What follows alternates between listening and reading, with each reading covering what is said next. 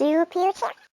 Let's get down to business and talk about how they took out General Shang out of the Mulan 2020 movie. Mulan, the live action remake. I'm sure all of you have by now kind of got the buzz about how it's a horrible movie. It's pretty much a dumpster fire, and it's inaccurate and offensive and so on, so on, so on. And I'm pretty sure all of you have heard the critique by now. I highly recommend to go watch these two YouTubers that I watched their critiques about the Mulan movie, and they're Chinese as well, so they have a much better understanding and much more in-depth and historical critique about the movie. So I highly go recommend these two YouTubers and put their link in the description, so please go watch them. They're really good and they give you such an in-depth idea as to how completely wrong this movie is, and all the inaccuracies and their portrayal of everything is wrong, and it's really interesting and educational as well. I really enjoy their videos. Instead of going all to detail about the entire movie, I just want to focus on one specific thing that has bothered me so much, and that is the fact they took out General Shang from the movie. They split General Shang essentially into two characters in the movie. Why? He was perfectly fine being one guy. From the reason as to why they did it, as I quote, it's from the producer of the movie, Jason Reed, says, "I think particularly in the time of the Me Too movement, having a commanding officer that is also the sexual love interest was very uncomfortable, and we didn't think it was very appropriate." So then he also continued to say, we split Li Shang into two characters. One became Commander Tang, who serves as her surrogate father and mentor in the course of the movie. And the other is Hong Hu, who is Mulan's equal in squad. Seriously? They're gonna actually use the Me Too movement as an excuse not to put Shang in as a character in the movie? Are you kidding me? Essentially, the Me Too movement is a movement that is against sexual harassment and assault committed by powerful or prominent men. And it's all about the idea of asking consent and making sure the two parties are consensual in whatever they want to do, essentially, and that they're not abusing their power or trying to abuse their power to gain consent from that person. It's also really disgusting, like how like they're going behind a movement just because like a serious movement that should be like completely taken seriously and understood, and completely turned it around just because they don't want to show LGBTQ representation in a movie. And that's so horrible. Like, come on, seriously. The reason why I have issue with splitting both characters, so they have the two characters, which is the commander and another soldier who's with Mulan. Thing is, the guy, he's barely he doesn't do anything. He just what father figure? Like, he's just acting as a commanding officer would. That is literally what he's doing. There's no like bond between them. He just compliments Mulan a couple of times in the movie, and he's just like, oh, you're like pretty good. Like, you're a pretty good soldier. You're pretty strong. Like, any commander would if he saw a half decent soldier doing his job well. Like, what? And then the love interest.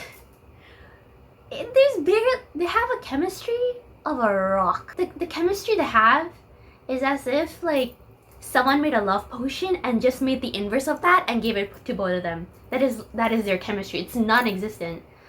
All he does is just like look at her, or like as her as a guy. Just like they have like just literally the only way I feel like the directors try to show any kind of chemistry is just having scenes with them together.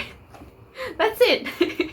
Or the camera just pans out, like zooms into him when he's just looking at Mulan. Like, that is it. They could zoom into anyone looking at Mulan and they could call them a love interest. That is literally how everything is going. If you could take those characters out of the movie, it would make no difference. Or just replace them by anyone, make no difference. Now we established why those two characters are not good, like essentially useless and not good. And I'm gonna go into fact as to why General Shang was such a good character. Thing is, the two characters I mentioned before have no backstory. We don't learn anything about them. There's no reason for me to care about both of these people or even root for them at all. Like, I don't care about you. Whereas, as to why General Shang is such a good character and should be in the movie, because he has an arc. Like, he has a story arc. He actually has character development, and you learn about him, and you learn to care about him as the movie goes on. So I'm gonna also go show like how he isn't being inappropriate or any way with the Me Too, like how it's not related, and how like, so if you watch, so essentially in the movie, General Shang is doing his job. He's being a commanding officer. That is his job. And he's doing it well. He's leading his troop, he's training them, and not once is he doing anything anything related to sexual assault or anything like that, or anything that like he's abusing his authority or power. And as he is training his troops, he notices that Mulan is being she's smart, like he's very smart and he's very clever, and he plays to his strengths. Like now he's like gaining respect for Ping, who is Mulan as a guy in the movie. He's gaining respect for Ping in the movie as they're training, as they're going along. So in the scene where they have to use the weights to climb up the pole, that's when General Shang sees that, oh, Ping's really smart, like he's so like quick-witted, and starts to quickly gain respect from Ping as Ping starts to work hard and get better at the training. In the whole movie, you see General Shang respect Ping for his abilities and his intellect as they go along, up until the scene where he discovers she's a woman.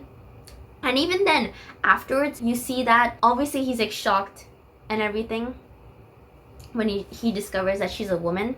But then once he sees that Mulan is the same Mulan no matter what, she's the same brave warrior, and respects her. And not till the end of the film, he comes back to visit Mulan, just to visit her, have a conversation, and Mulan invites him to dinner. Only till Mulan actually reaches out and invites him to dinner, he's like, okay, sure. And it's so respectful, like he comes all the way to like greet her and like meet her family and whatnot. In no point in the movie, even when she was discovered a woman, he's abusing his authority to be with her. In fact, what's so good about that movie is showing how someone like in a position like General Shang in that time has grown as a character and gained respect for Mulan of who she is. And that's such a important message, is that like regardless of your status or what your gender is, respect is respect, and your actions will speak for themselves. And that was a huge thing when I watched him. I was like, that's so nice seeing that, especially in a relationship. Respect is the biggest thing. You can't love someone until you respect someone, right? Entire movie, General Shang was like checking out Ping. Like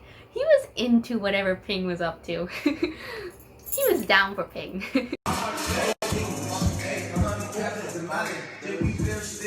Wow. Yeah, so essentially General Shang is pretty much bi, if you look at it. Like he was perfectly fine with Ping, and like after like he discovered Mulan was a woman, he's like, yeah, I'm down for that. He was pretty much fine both ways. In fact, he was like, I would argue, more nice to Ping. Like he was just like so friendly with Ping in the beginning as well, and it was just so cute to see the relationship develop. Also, Mulan was the one who actually gained interest in him first, actually, and I can see why. Mulan was actually the one who was like kind of like pointing out. In fact, not really. It was actually Mushu kind of pushing the whole idea, but still, like everybody was like. And also going on the fact that he's well-rounded, you know about him, like you know about his father, you come to empathize with him at the war scene when they step into war and what's happened. You see him grow as a character. He's not just some person there in the film just for Mulan to have like an interest with. No, he's like he can establish himself in the film, and he's not there solely to be a love interest. He's there to be also a prominent character in the movie, to have his own story, to have his own battles, to have his own struggles as well, which makes him so much more better to just watch in general. Here's the thing, they also said that the romance wouldn't work because of the power dynamic. In fact, he was in more pressure to act as a leader because of his status, because he had to be a general and step up for his father. He was in more pressure to be a good leader for his troops. The romance works because it's nice. In the end of the day, it's really cute. There's no reason I would find it wrong about the romance to happen. And it happens in such a nice way. It's not forced. You see General Shang like Mulan for who she is. And that's why he kind of gains an interest in her. And then at the end of the film, until like he's invited to dinner, he like meets her. It was honestly a really good example of a good relationship built on respect and genuine consideration of who the person is and for their actions. And why would you want to take that away from a movie? Like, why would you want to take such a good chemistry and relationship out? It makes no sense, especially when it was so good in the original. It comes down to is that there's no reason to split the character, and General Shang should have been in the movie because he was actually a well-established character who actually had a backstory and like you could care about and was not as plain as a rock or like as plain as bread. He was a hot toasted bread with butter.